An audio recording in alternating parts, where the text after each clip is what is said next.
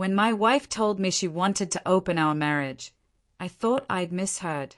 We were on the couch, the TV droning with a show neither of us cared about. She muted it, turned toward me, and said it like she was asking for a glass of water. I think we should open our marriage. The words stole the air from my lungs. 10 years of vows, of loyalty, of sacrifice. Suddenly it all felt disposable. I stared at her, waiting for a grin, a hint that it was a joke. But she wasn't joking. Her face was calm, resolved, as if the decision had been made long ago. I refused at first. I told her marriage was commitment, not auditions for something better. She countered. She called it freedom, said monogamy was outdated, that exploring would make her feel alive again. Alive again. The way she said it cut me, as if she hadn't felt alive with me in years. I wanted to walk away, but I didn't. Some foolish, desperate part of me hoped that giving her what she wanted might keep her from leaving altogether.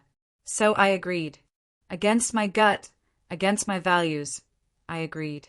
The days that followed were hollow. She came and went at odd hours. Her phone never left her hand. She smiled more, but never at me.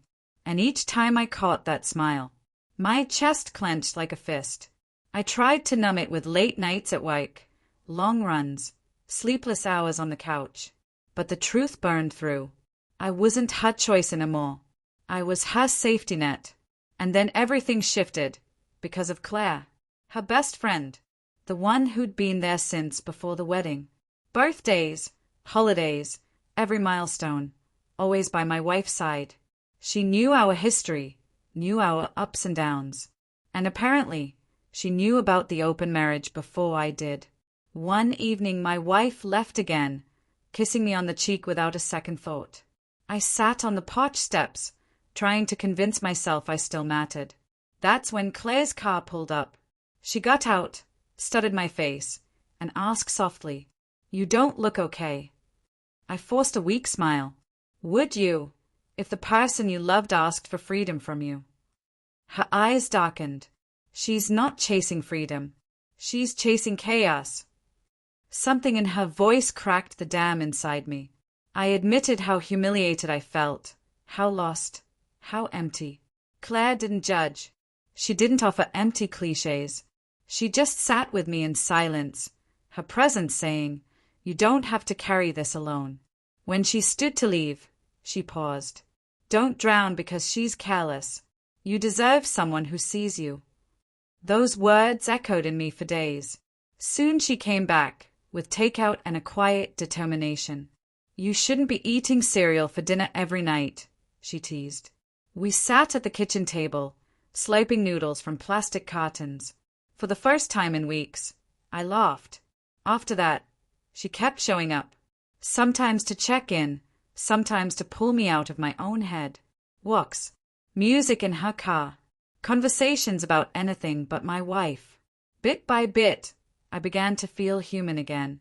Not just a husband discarded, but a man who still mattered. Then came the night that changed everything. It was late.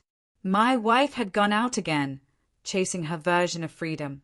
I was on the porch when Claire appeared, eyes tired but kind. She sat beside me, her shoulder brushing mine. "You can't keep living like this," she whispered.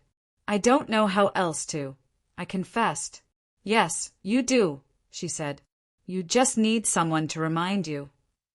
Her gaze locked with mine, unflinching. For a heartbeat I didn't see my wife's best friend. I saw a woman who truly saw me, my hurt, my worth, my need to be more than someone's backup plan. "Claire," I started, but the word stuck. She shook her head gently. "Don't explain. Just know you're not invisible." That was the night I realized. My wife had opened a door she didn't understand. In trying to push me away, she had revealed who truly cared. The weeks that followed made me stronger. Not because Claire filled the void my wife left, but because she reminded me I still had value. That betrayal wasn't the end of my story. When my wife noticed the shift in me, she panicked.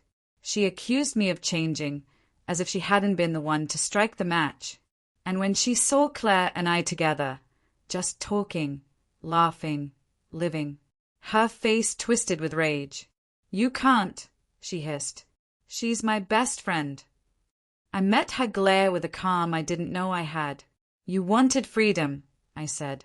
"So I took mine." The truth stunned her. She had thought she could rewrite the rules without consequence. She thought I'd stay tethered while she wandered. But she was wrong. Freedom wasn't hers alone to claim. The marriage crumbled soon after. The paperwork was messy. The words exchanged were cruel. But I didn't break because I finally knew who I was again. A man who deserved loyalty. A man who wouldn't live on scraps of affection. Claire didn't replace my wife. She gave me back myself. She reminded me that being wanted is not about permission. It's about respect. My wife opened our marriage. Her best friend lifted me from the wreckage. Not with gossip's drama, but with quiet truth. She reminded me I was alive. She gave me the strength to walk away. And that changed everything.